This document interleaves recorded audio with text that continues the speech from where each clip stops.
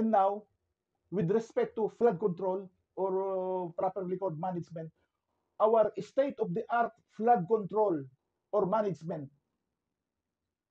is defective. And I can prove to you that. So we can blame the state of the art, no? Because nobody, if you if uh if you will look at these concepts, these concepts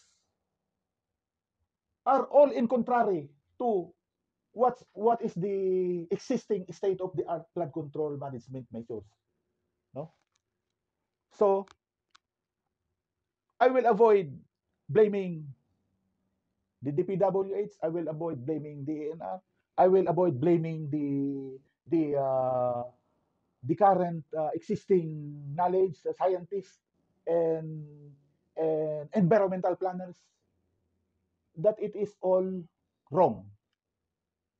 I can boldly say it is wrong, because if anybody can I am welcome if anybody will uh, will will will argue with this uh, with this assumption. This is what I am assuming. We mess up with nature.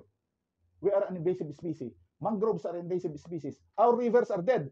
Rio de Pampanga is not a river. It's a drainage canal. The same with Pasig River. If anybody, I am will argue with this assumption, this argument, I will gladly comply.